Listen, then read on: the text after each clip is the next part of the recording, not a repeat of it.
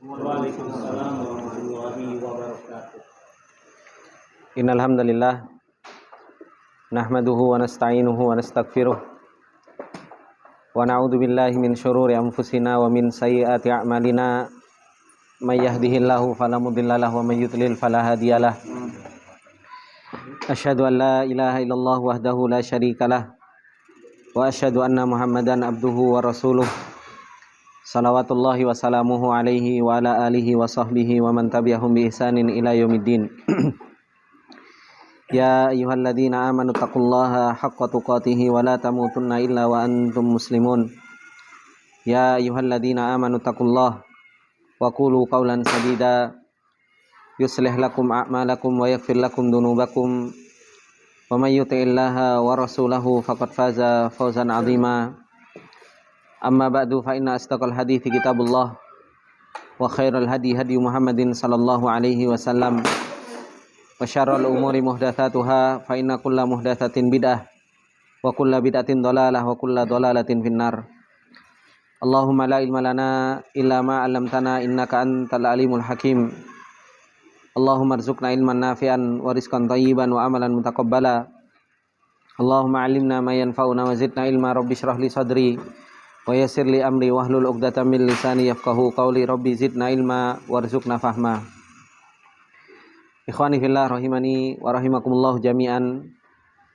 Alhamdulillah, puji dan syukur kembali kita panjatkan kepada Allah Subhanahu wa taala atas segala nikmat yang Allah Subhanahu wa taala limpahkan kepada kita semua.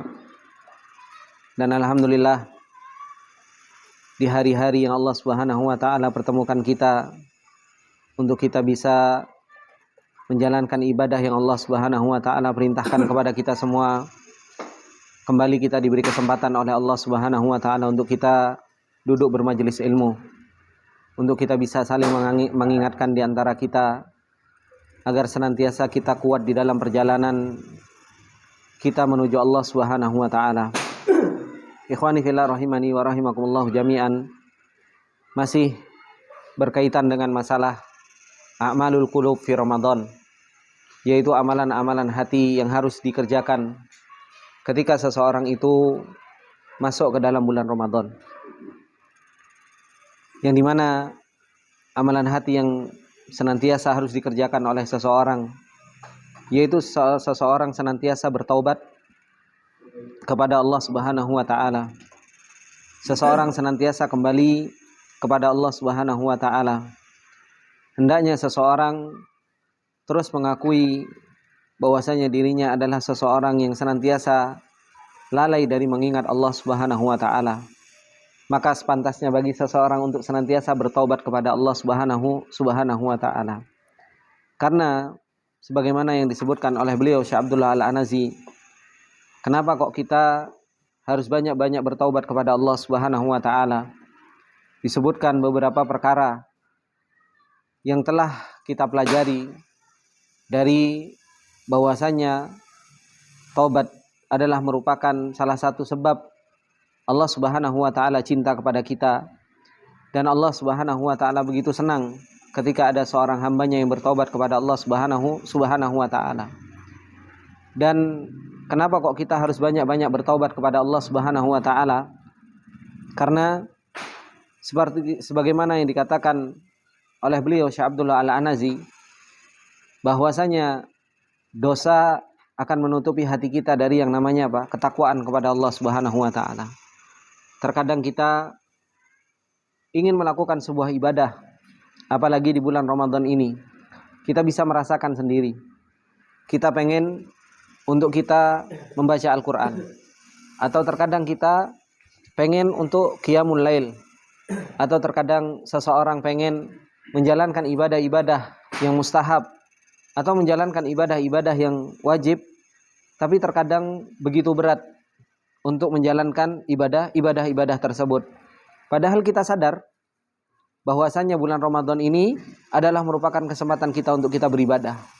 Sulitnya kita untuk kita beribadah dan beratnya kita untuk kita beribadah itu semua disebabkan karena apa? Karena dosa yang telah kita lakukan. Maka kita harus banyak-banyak untuk apa? bertaubat kepada Allah Subhanahu wa taala.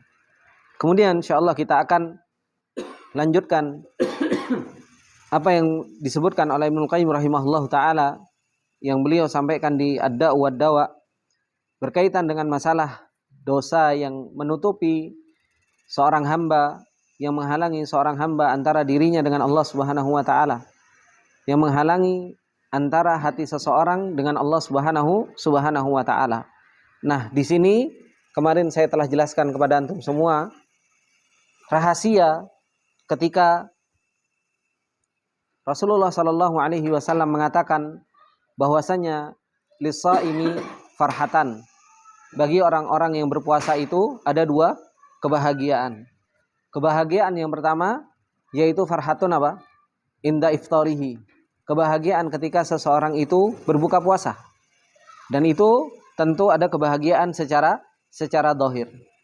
Kemudian yang kedua yaitu apa? Farhatun inda liqa'i rabbih, yaitu kebahagiaan ketika bertemu dengan Allah Subhanahu wa taala. Nah, itu telah dijawab oleh Ibnu Qayyim rahimahullahu taala di dalam kitabnya Ad-Da' wa Dawa. Bagaimana seorang yang berpuasa kok bisa berbahagia bertemu dengan Allah Subhanahu wa taala? Kalau bertemu di akhirat tentu seseorang mukmin akan berbahagia karena itu adalah merupakan sebuah kenikmatan yang paling besar. Tapi bagaimana farhah inda liqa'i rabbih? Bagaimana kebahagiaan ketika bertemu dengan hambanya? Bagaimana kebahagiaan ketika bertemu dengan Allah Subhanahu wa taala ketika di dunia? Dan gak mungkin seseorang itu punya farhah, punya kebahagiaan untuk bertemu dengan Allah Subhanahu wa taala kalau hatinya terkotori oleh yang namanya dosa. Karena dosa itu yang akan menghalangi seseorang itu untuk bertemu dengan Allah Subhanahu wa taala. Dosa itu yang akan menjadikan hati kita ada penghalang antara diri kita dengan Allah Subhanahu wa taala. Maka itulah yang harus betul-betul kita pahami hadis Rasulullah sallallahu alaihi wasallam yang begitu luar biasa, yang menjadikan seseorang itu tahu hakikat puasa itu sebenarnya apa? Mensucikan jiwa dari yang namanya dosa, mensucikan diri dari yang namanya dosa, sehingga betul-betul hatinya itu bisa kumpul dengan Allah Subhanahu wa taala dan bisa kenal dengan Allah Subhanahu wa taala. Kemudian beliau melanjutkan, kata beliau, wa hadhil hujubul lati 'alal qalbi iddatu anwa'in. Penghalang-penghalang yang ada di dalam hati ini itu banyak macamnya. Yang pertama apa kata beliau? Hujubud dzunubidz dzahirah, yaitu penghalang dosa yang zahir. Penghalang dosa-dosa yang zahir. Dan ini terkadang kita tidak sadari ketika kita bermaksiat kepada Allah Subhanahu wa taala di bulan Ramadan ini. Bahkan begitu mudahnya seseorang terjatuh di dalam yang namanya dosa, terutama dengan seseorang di zaman sekarang ini dengan adanya apa? Sosial media. Begitu mudahnya seseorang terkadang capek dari ngaji atau mungkin dia pulang ke rumahnya dari masjid, kemudian dia buka Instagramnya, Facebooknya, TikToknya, YouTube-nya. Akhirnya apa? Akhirnya seseorang disibukkan dengan apa? Dengan melihat video-video atau melihat apa namanya? Reels atau apa dan lain sebagainya itu namanya. Hingga akhirnya terkadang seseorang terjatuh ke dalam yang namanya maksiat. Dan nggak disadari terkadang seseorang itu awalnya pengen ngelihat sesuatu yang baik, ya kan? Pengen ngelihat sesuatu yang baik, tapi setelahnya akan dibawa dan nggak sadar kadang sudah 15 menit, 20 menit, 30 menit, 1 jam seseorang akan menghabiskan waktu di hal-hal tersebut. Nasallallahu al-afiyah. Kemudian yang kedua, hujubud dzunubil batinah. Begitu pula apa? Penghalang dosa yang batin. Ini juga bahaya bagi hati seseorang. Kal kibr, seperti halnya sombong. Apalagi di bulan Ramadan ini. Jangan sampai kita menjadi orang-orang yang tertipu. Kita sombong karena mungkin kita bisa melakukan ibadah yang mungkin orang lain tidak bisa melakukan ibadah seperti kita, dan kita mudah untuk merendahkan orang lain. Begitu pula apa? Ujub, berbangga diri, begitu pula riya, begitu pula hasad, wal fakhr, wal khuyala, wal hawa, wa ghairiha, dan selain dari itu yang itu adalah merupakan apa? Ibadah-ibadah apa? Dosa-dosa batin. Wa hiya ma yusamma bi amradil qulub, yang itu semua diberi nama dengan apa? Penyakit hati. Wa hadzan nau', dan jenis ini, nas'alullah al-afiyah, asyaddu khataran mimma qablaha. Penyakit hati ini jauh lebih bahaya daripada apa? Daripada dosa yang dohir. Kenapa? Kata beliau, li asbabin minha, karena beberapa sebab. Yang pertama, kenapa kok dosa atau penyakit hati itu jauh lebih berat dan lebih bahaya dibandingkan dengan dosa-dosa dohir? Karena ada beberapa sebab. Yang pertama apa? Li khafaiha wa diqqatiha, karena begitu tersembunyinya dan begitu apa? Samarnya yang namanya apa? Dosa hati ini. Faqad la yash'urul mar'u biha, terkadang seseorang terjatuh ke dalam hal tersebut dan dia apa? Tidak merasa kalau dirinya terjatuh di dalam hal tersebut. Mungkin seseorang hasad, atau seseorang dia riya, atau seseorang dia sombong, ujub. Mungkin dia sudah menghatamkan Al-Quran, baru 3 hari sudah hatam atau dan lain sebagainya, dan merendahkan orang lain. Maka apa? Terkadang seseorang itu tidak merasakan hal tersebut. Wa ma'amururiz zaman, dan bersama berjalannya waktu, akhirnya apa? Tasbahu khalqan wa taba'an lahu. Akhirnya menjadi sebuah kebiasaan dan menjadi tabiat bagi orang tersebut. Gitu loh. Ya kan, dia ujub, akhirnya menjadi, karena dia sudah terbiasa dengan ujub, terlalu membanggakan dirinya, yang mungkin bahasa orang nanti disebutkan itu apa? Diganti nama. Ujub diganti nama dengan apa? Percaya diri. Gitu kan? Orang mungkin, oh itu orang bangga diri, itu orang yang percaya diri, Masya Allah. Kalau yang nggak kayak gitu, itu orang-orang introvert atau apa dan lain sebagainya bahasanya. Justru malah apa? Justru malah bikin nama-nama yang justru malah apa? Membuat seseorang itu mencari hal-hal tersebut. Maka fayuzawiluha fi hayatihi duna taharruj dhannan minhu annaha akhlaqun jubil alaiha, sehingga menghilangkan dari kehidupannya itu apa? Itu begitu berat, karena mengira bahwasanya itu apa? Itu adalah merupakan akhlak jubila alaiha, yang sudah ditakdirkan untuk orang tersebut. Padahal apa? Padahal itu kebiasaan yang terus menerus hingga akhirnya menjadi sebuah akhlak. Akhlak. Wahiyya fil haqiqati amradun usiba biha. Padahal pada hakikatnya itu adalah merupakan sebuah penyakit yang menimpa pada orang tersebut. Ini ikhwani fillah rahimani wa rahimakumullahu jami'an. Maka hati-hati dengan yang namanya penyakit hati ini. Mau sombong, mau ujub, mau riya, mau hasad, ya kan? Mau fakhr. Fakhr itu apa? Fakhr itu ya sama kayak sombong, membangga-banggakan nasab, membangga-banggakan harta, itu fakhr. Khuyala juga sama seperti itu. Kemudian yang kedua, kenapa kok penyakit hati itu sering lebih bahaya dibandingkan penyakit dosa dohir? Kata beliau, anna ba'dun nas qad yash'uru bihadhil amradil qalbiyah. Sebagian manusia terkadang dia ngerasa dengan penyakit yang menimpa dirinya dari yang namanya penyakit hati ini. Walakinnahu la yukirru bidzalika. Akan tetapi dia enggak apa? Tidak mengakui atas hal tersebut. Tidak mengakui atas hal tersebut. Kenapa? Bal yusammiha bighairi ismiha al-haqiqi. Karena dia apa? Memberi nama penyakit hati tersebut dengan nama selain namanya. Fasummiyal ujub. Akhirnya orang ujub itu, orang yang berbangga-bangga, dikasih nama dengan apa? Ajilu busyral mu'min. Yaitu apa? Kebahagiaan seorang mukmin yang disegerakan. Gitu loh. Tertipu kan? Subhanallah, aku alhamdulillah. Kadang alhamdulillah anak bisa sholat malam, Masya Allah, dari jam segini sampai jam segini gitu kan. Habis itu dipuji sama orang, gitu kan. Ketika dapat pujian dari orang, subhanallah, akhirnya dia justru malah berdalil apa? Oh, pujian orang ketika kita itu ketika kita melakukan ketaatan, kalau bagi orang mukmin itu apa? Ajilu busyrolil mukmin. Yaitu apa? Kebahagiaan yang disegerakan bagi orang mukmin. Hati-hati. Terkadang penyakit hati itu diganti namanya. Kayak tadi, ujub dikatakan sebagai apa? Percaya diri. Orang percaya dirinya luar biasa. Itu orang percayanya dirinya luar biasa, gitu kan? PD ini luar biasa. Padahal apa? Bangga dirinya itu luar biasa gitu. Ujubnya luar biasa. Diganti namanya. Begitu pula wal ghirata minal akharin, cemburu kepada orang lain atau hasad. Maka dikasih nama dengan apa? Hamiyatun liddin wa ghairatun alaihi, yaitu apa? Menjaga agama. Dan apa? Saya cemburu terhadap agama. Sehingga akhirnya apa? Akhirnya begitu mudah untuk menjatuhkan kaum muslimin yang lain. Dan apalagi sekarang yang lagi ramai di YouTube kan?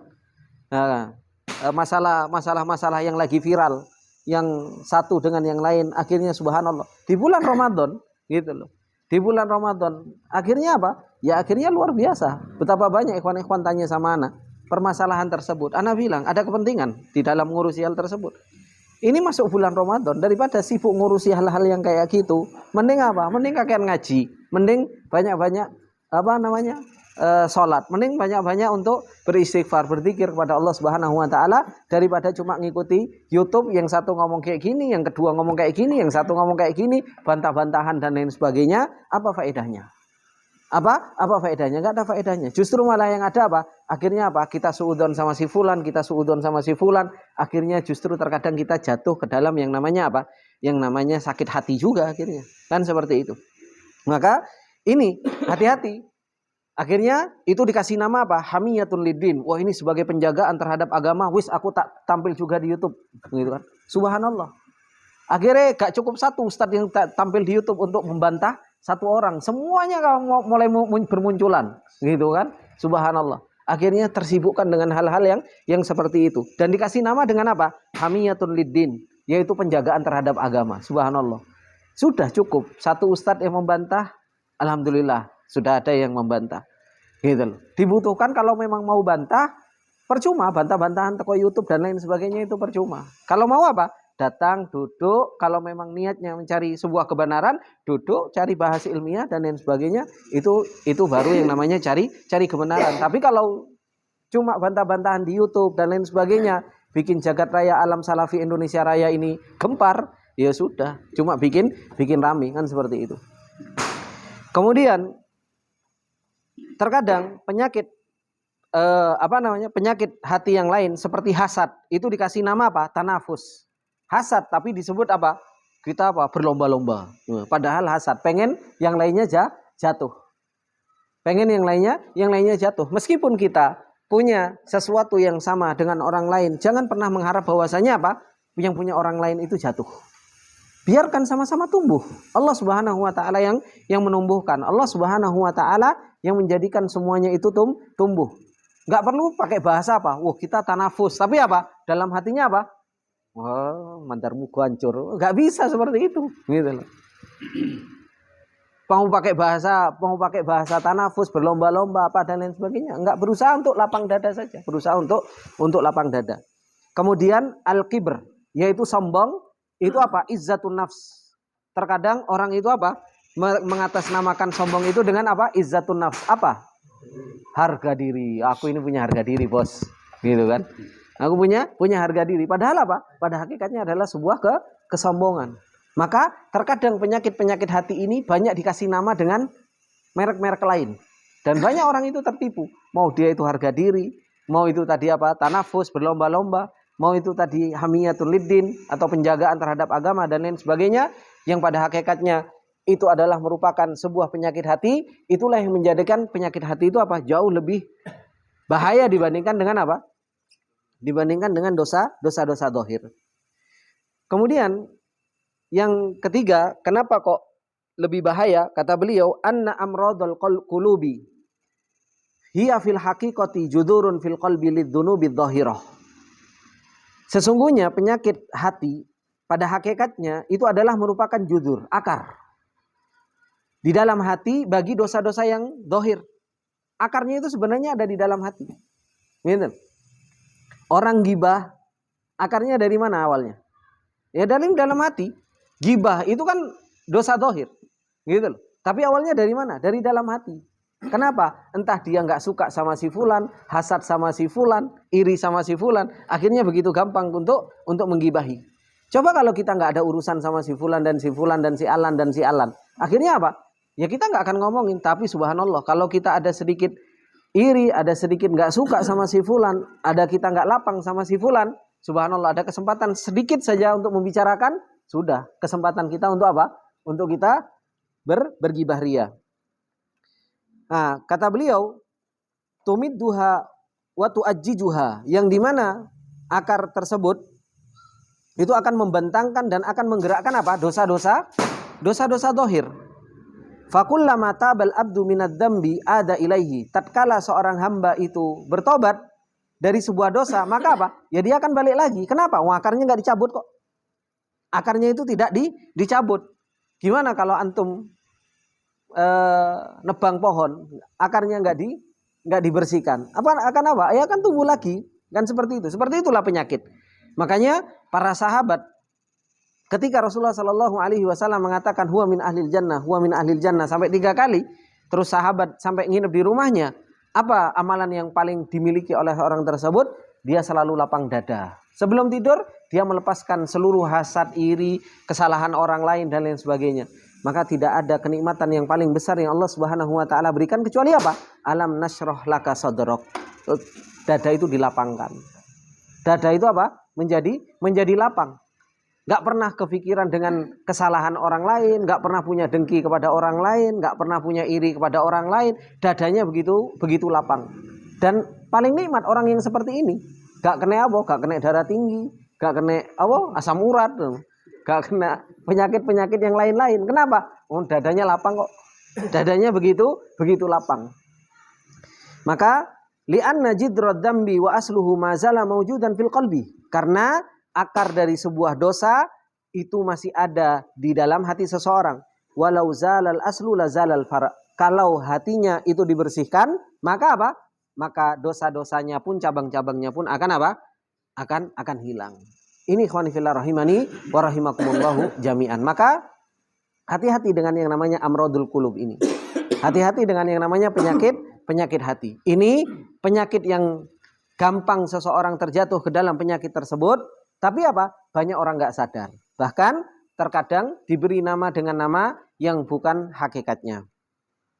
Kemudian kata beliau, fahiya tusbihu a'malul qulubi bin nisbati li ta'ati dhahirah. Maka penyakit hati itu menyerupai amalan-amalan hati. Dinisbatkan dengan apa? Ketaatan-ketaatan yang dhahir. Ketaatan-ketaatan dhahir itu muncul dari apa? Amalan hati. Orang mau sholat, orang mau thalabatul ilm, orang mau kuat dalam beribadah kepada Allah.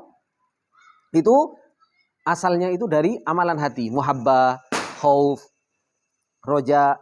Nah, awalnya dari situ. Begitu pula namanya apa? Dosa-dosa dohir itu juga munculnya dari mana? Munculnya dari penyakit hati. Kemudian ikhwani fillah rahimani wa rahimakumullah jami'an. Yang ketujuh, kenapa kok kita harus bertaubat kepada Allah Subhanahu wa taala? Masya Allah, ini pembahasan taubat ini dikupas tuntas. Sebenarnya kita harus banyak-banyak bertaubat memang sama Allah. Yang ketujuh, kata beliau, anna taubata sababun biidznillah fi daf'il balaya wal kawarith wal masaib wal hurub wal kurub wa intisyaril amrad wal aubiati wa ghala'il as'ar wa ghairiha qabla wuqu'iha.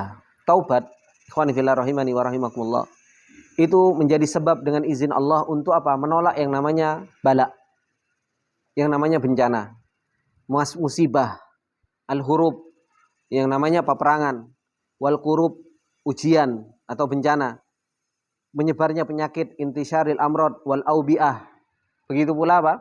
Pandemi, wa ghala'il asar. Nah, apa ini ghala'il asar?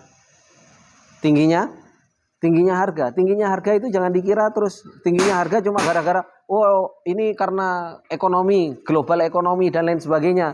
Apalagi sekarang dolar mau naik ke angka 17.000 sekian gitu kan. Pengamat ekonomi wis mumet gitu kan. Ini karena prediksi global ekonomi, karena prediksi Danantara atau apa dan lain sebagainya. Saya itu bukan ngikuti mereka, tapi mereka yang ngabarkan ke saya.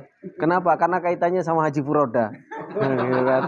Jadi mereka itu sudah ngabarkan ke saya bahwasanya ekonomi mau seperti ini, mau seperti ini, mau seperti ini. Kita sebagai seorang yang beriman kepada Allah Subhanahu wa taala senyumin saja. Kenapa? Mau tingginya CR, mau tingginya apa namanya, mau tingginya harga, mau tingginya dolar dan lain sebagainya. Itu ya semua sebab karena apa? Ya sebab karena dosa kita. Udah itu saja. Kalau kita pengen Allah Subhanahu wa taala memberikan keberkahan kepada kita, balik tobat kepada Allah Subhanahu wa taala. Allah Subhanahu wa taala sudah mengatakan walau anna ahlal qura amanu wattaqau la fatahna alaihim barakatim minas sama'i wal ardi walakin kadzdzabu fa akhadnahum bima kanu yaksibun. Itu sudah janjinya Allah Subhanahu wa taala. Jadi mau tingginya CR, mau tingginya harga, mau cabai harganya 80.000, mau apa dan sebagainya. Itu ya semua sebab karena apa? Dosa yang kita lakukan. Perbanyak untuk apa? Untuk bertaubat kepada Allah Subhanahu wa taala, banyak-banyak beristighfar. Kalau kita nggak banyak beristighfar, ya sudah, Allah Subhanahu wa taala itu Maha mampu atas segala sesuatu. Ketoknya memang nggak ada kaitannya, tapi apa? Ya itu ada kaitannya. Kaitannya begitu luar biasa antara apa? Antara taubat dengan perekonomian yang ada di sekeliling kita. Maka sawa'an ala mustawal afrad awil mustawa. Sama saja mau bencananya itu secara umum, secara global atau secara pribadi masing-masing. Perbanyak untuk beristighfar kepada Allah Subhanahu wa taala. Dan itu seperti yang Allah Subhanahu wa taala firmankan, falaula kanat qaryatun amanat fanafa'aha imanuha illa qauma yunus lamma amanu kashafna anhum adzabal khizyi fil hayatid dunya wa matta'nahum ilahin. Kata Allah Subhanahu wa taala, maka kalau seandainya tidak keberadaan sebuah kampung, mereka beriman dan fanafa'aha imanuha, dan bermanfaat imannya mereka, illa qauma Yunus, kecuali kaumnya Nabi Yunus. Kapan? Lamma amanu, tatkala mereka beriman. Mereka sudah ingkar terhadap Nabi Yunus. Nabi Yunus juga sudah pergi ditelan sama apa? Hiu gitu kan. Justru mereka malah bertaubat. Lamma amanu, akhirnya apa? Bencana mau ditimpakan, kasyafna anhum adzabal khizyi fil hayatid dunya. Akhirnya apa? Dibatalkan sama Allah Subhanahu wa taala. Ditolak bala oleh Allah Subhanahu wa taala karena mereka apa? Karena mereka bertobat kepada Allah Subhanahu wa taala. Dikatakan oleh Ibnu Katsir rahimahullahu taala, kata Ibnu Katsir, fa indama ja'aru ilallah, tatkala mereka kembali kepada Allah, wastaghatu bihi, dan mereka meminta dengan Allah Subhanahu wa taala, wa tadarru lahu, dan mereka tadarru, yaitu merendah di hadapan Allah Subhanahu wa taala, wastakanu wa ahdaru atfalahum wa dawabahum wa mawasiyahum, mereka datangkan semua anak-anaknya, kemudian apa? Hewan-hewannya, ya kan? Wasa'alullah, dan meminta kepada Allah ayyarfa'a anhumul adab, agar Allah mengangkat adab alladzi andarahum bihi nabiyuhum, yang telah diperingatkan oleh nabi mereka. Fa indaha rahimahullah, maka ketika hal tersebut apa? Allah Subhanahu wa taala rahmati mereka. Wa kasyafa anhul adzab. Akhirnya diangkat azab dari mereka. Wa ukhiru, dan hingga akhirnya azab itu diakhirkan. Padahal apa? Nabi Yunus itu sudah putus asa. Makanya Allah Subhanahu wa taala uji Allah Subhanahu wa taala juga dengan keputusasaan Nabi Yunus ketika meninggalkan kaumnya, ya kan? Meninggalkan kaumnya, wis kaumku enggak gelem beriman iki, wis tak tinggal aja gitu kan. Akhirnya apa? Dia pinggir pantai, subhanallah, malah dimakan sama ikan hiu. Akhirnya ya sudah, la ilaha illa anta subhanaka inni kuntu minadz zalimin. Dan kaumnya akhirnya apa? Kaumnya menjadi kaum yang bertaubat kepada Allah Subhanahu wa taala dan enggak jadi diadab sama Allah Subhanahu wa taala.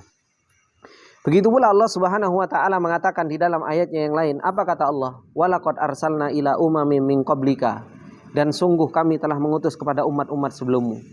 Fa akhadnahum bil ba'sa'i wad dharra, dan kami timpakan kepada mereka al ba'sa wad dharra, kesulitan, ujian, ya kan? Tujuannya apa, Pak? La'allahum yatadarraun. Ini tujuannya. Allah Subhanahu wa taala itu menimpakan ujian kepada seorang hamba, itu tujuannya itu la'allahum yatadarraun. Supaya kita itu balik sama Allah. Supaya kita itu apa? Supaya kita itu mau kembali tunduk patuh kepada Allah Subhanahu wa taala. Itu tujuannya Allah Subhanahu wa taala memberikan ujian. Maka ketika ada banjir, ketika ada gempa, ketika ada sesuatu dan yang lain sebagainya, menunjukkan bahwasanya di tempat tersebut apa?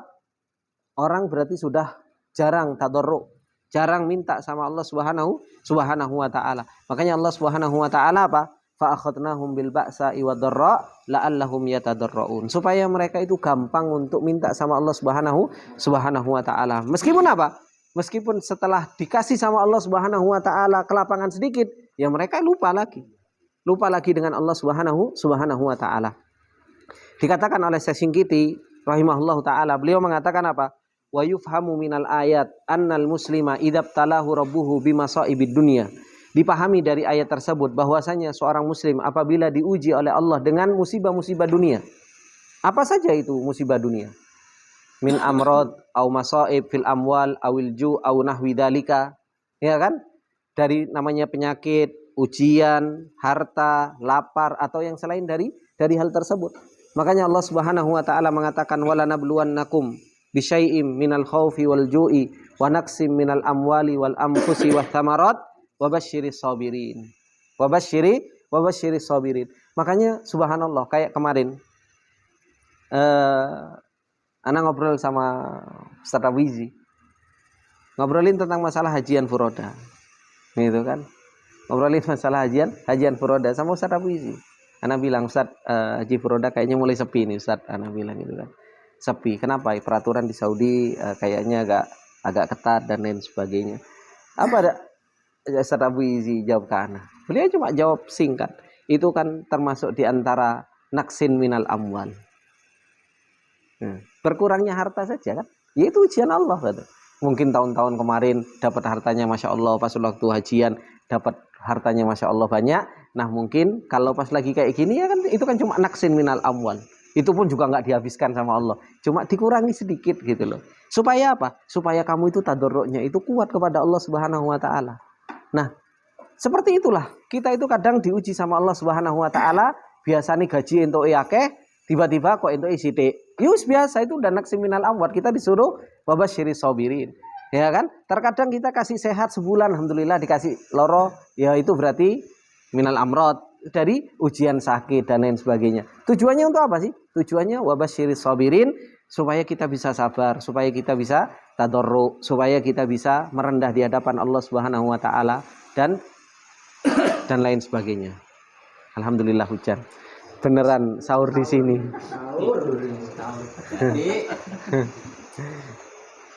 Ayat tadarru'a ila rabbih jalla wa ala liyuzila anhu dzalika. Tujuannya untuk apa? Untuk tadarruk kepada Allah Subhanahu wa taala supaya apa? Liyuzila anhu dzalika, supaya dihilangkan ujian-ujian tersebut dari orang tersebut. Maka inilah tujuan Allah Subhanahu wa taala menguji kita. Dan yang perlu kita ingat, ikhwani fillah rahimani wa rahimakumullah jami'an, bahwasanya setiap ujian yang menimpa seorang hamba, dari itu sesuatu yang buruk, maka kita lihat dari sisi siapa? Dari sisi yang berbuat. Kalau kita ngelihat dari sisi maf'ulnya, maka apa?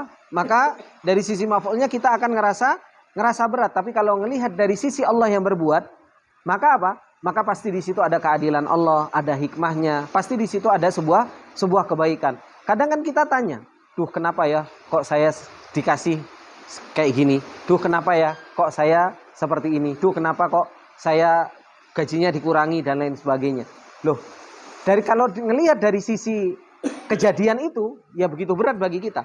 Tapi kalau ngelihat dari sisi Allah yang berbuat, maka apa? Allah Subhanahu wa taala itu berbuat apa? Dengan keadilan dan dengan hikmah. Ketika Allah Subhanahu wa taala mentakdirkan seperti itu, ya pasti di situ ada hikmah, ada keadilan yang Allah Subhanahu wa taala berikan kepada kita. Seperti yang saya pernah contohkan kepada teman-teman pas waktu pengajian di Nurul Ihsan. Terkadang kita orang tua, ya kan, ngelarang anak untuk main, ngelarang untuk seperti ini, seperti ini, seperti ini, seperti ini, seperti ini. Pikirannya anak apa? Bapakku iki apa? Guala gitu kan. Bapakku iki kabeh-kabeh dilarang. Kenapa? Karena pikirannya anak nggak sama dengan pikirannya orang tuanya. Kalau orang tuanya dia mikirnya Masya Allah luar biasa. Kamu jangan makan ciki-ciki. Seperti itu kan. Pikiran kita apa? Jangan sampai kamu radang. Kan seperti itu, dilarang. Tapi pikirannya anak apa? Kok dilarang ya? Kan seperti itu. Itu musibah bagi anak. Kan seperti itu. Tapi bagi orang tua itu adalah sebuah kebaikan, gitu loh. Itu adalah sebuah kebaikan. Kalau dilihat dari sisi bapak, maka semuanya akan jadi baik. Tapi kalau dilihat dari sisi anak, ya nggak karu-karuan. Itu antara makhluk dengan makhluk. Bagaimana dengan Allah Subhanahu wa taala? Antara makhluk yang nggak mungkin mencapai hikmahnya Allah Subhanahu wa taala. Maka apa? sulit untuk bisa tahu hikmahnya Allah Subhanahu wa taala secara apa? Secara menyeluruh. Ini ikhwan fillah rahimani wa rahimakumullahu jami'an.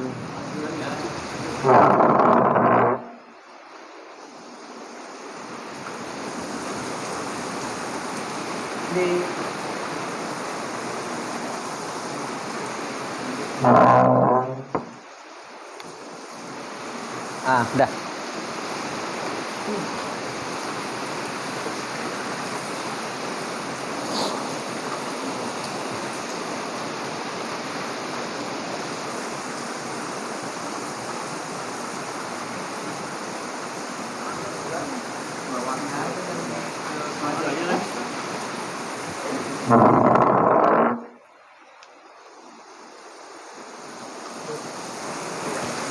Udah Pak, nggak apa-apa.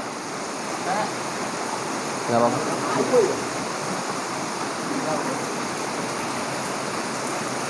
Nggak ada kayu. Siapa nama Mas?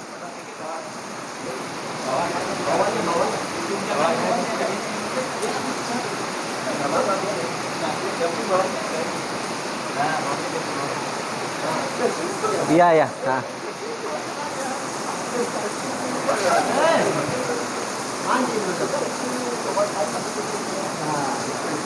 Udah ya. Kata beliau, wa fi nihayati hadzal mawdu'il muhim, dan di akhir pembahasan yang penting ini, tajdiru al-isyaratu ila syuruti taubah, maka beliau ingin mengisyaratkan untuk syarat-syarat taubat. Yang pertama, maka nafi haqqillahi jalla wa ala. Jadi taubat itu ada haknya Allah Subhanahu wa taala. Yang kita berdosa itu berkaitan dengan haknya Allah Subhanahu wa taala. Maka syaratnya ada 3. Yang pertama, al-iqla' anidz dzunub. Yaitu apa? Berhenti dari yang namanya dosa tersebut. Kemudian yang kedua, an-nadamu ala fi'lihi. Kita menyesal terhadap perbuatan tersebut. Kemudian yang ketiga apa? Al-azmu ala adamil audati ilaihi. Yaitu apa? Kita punya azam, punya tekad untuk kita tidak kembali ke perbuatan tersebut. Ini yang kalau berkaitan dengan haknya Allah Subhanahu wa taala saja. Tapi kalau ada di situ haknya Adam, maka nafi haqqil adamin. Kalau di situ ada hak manusia juga, maka ada tambahan dari syarat taubat tersebut. Yaitu apa? An yaruddal madzalima ila ahliha. Kita kembalikan haknya manusia tersebut. Seumpamanya kita berbuat dosa gibah. Gibah ini kaitannya haknya Allah juga dengan haknya manusia. Kenapa? Karena kita sudah mengambil haknya orang tersebut. Maka apa? Kita kembalikan. Ketika kita mendatangi, kemudian kita minta maaf kepada orang, anak pernah gibahin antum dan lain sebagainya. Ya, berusaha untuk apa? Untuk kita meminta maaf kepada orang tersebut. Tapi kalau seandainya itu justru malah memudaratkan kita ketika kita meminta maaf, maka apa? Maka kita puji orang tersebut di tempat di mana kita menggibahi orang tersebut. In kana li ahadin alaihi madlamatun min malin au aradin au ghibatin au buhtanin au namimatin au ghairiha. Maka ketika seseorang dia punya kedzaliman dari harta, harga diri, ghibah, kemudian mungkin kita nuduh, buhtan atau namimah, adu domba atau yang selainnya, maka kita kembalikan kepada apa? Kepada haknya kepada manusia tersebut. Ini sebagaimana yang ada di dalam sebuah hadis an Abi Hurairah radhiyallahu ta'ala anhu an Nabi sallallahu alaihi wasallam qala man kanat indahu madlamatun li akhihi min irdihi aw min syai'in falyatahallalhu minhu al-yauma qabla an la yakuna dinarun wala dirhamun. Barang siapa yang dia punya kedzaliman kepada saudaranya dari harga dirinya atau dari sesuatu, maka mintalah kehalalannya darinya pada hari ini sebelum apa? Sebelum enggak bermanfaat lagi dinar sama dirham. In kana lahu amalun saleh, kalau dia punya amalun saleh, ukhidha minhu biqadri madlamatihi. Kalau dia punya amal soleh, nanti kalau kita belum meminta kehalalannya, maka apa? Diambil amal soleh kita, diberikan kepada orang yang kita zalimi. Wa illam yakun lahu hasanat. Kalau kita nggak punya kebaikan, maka apa? Ukhidha min sayyiati sahibihi fahumila alaihi. Kalau enggak, maka apa? Kejelekan orang tersebut diberikan kepada kita. Ini makanya Rasulullah Shallallahu Alaihi Wasallam mengatakan kepada para sahabat, atadruna manil muflis? Apakah engkau tahu orang-orang yang merugi? Para sahabat menjawab apa?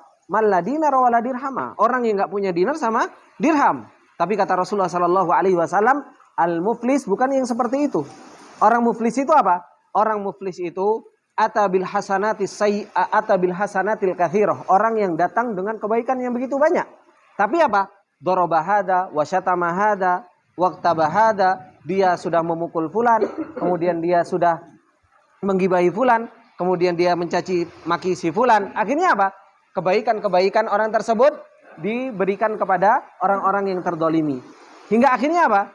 Hingga akhirnya kalau sudah kebaikannya habis, keburukan-keburukan orang yang terdolimi dipindahkan kepada orang yang mendolimi. Ini adalah orang-orang yang muflis, orang-orang yang merugi. Kemudian yang ketiga syaratnya yaitu apa? Antakuna taubatu fi waqtil muhlah. Masih ada waktu untuk bertaubat. Bukan waktu yang taubat sudah enggak diterima. Kapan? Qabla gorgorotil maut. Sebelum gorgoroh. Gorgoroh itu nafas sudah di kerongkongan. Itu sudah enggak diterima taubatnya. Begitu pula apa? Qabla tulu isyamsi min maghribiha. Yaitu apa? Sebelum matahari terbit dari arah barat. Maka inilah ikhwani fillah rahimani wa rahimakumullah, syarat dari taubat yaitu apa? Tiga. Yang pertama, kalau kaitannya dengan hak Allah harus terpenuhi 3 hal. Yaitu apa? Berhenti, menyesal, dan punya azam. Ditambah kalau ada hak manusianya dikembalikan. Kemudian yang ketiga yaitu apa? Ketika seseorang itu apa? Bertaubat, hendaknya di waktu yang masih diterima taubat seseorang. Ini sedikit yang bisa kita ambil kesempatan yang berbarokah ini. Semoga ini bermanfaat buat kita semua, menjadi bekal untuk senantiasa kita bertaubat kepada Allah Subhanahu wa taala. Subhanakallahumma wa bihamdika, asyhadu an la ilaha illa anta, astaghfiruka wa atubu ilaik. Wassalamualaikum warahmatullahi wabarakatuh.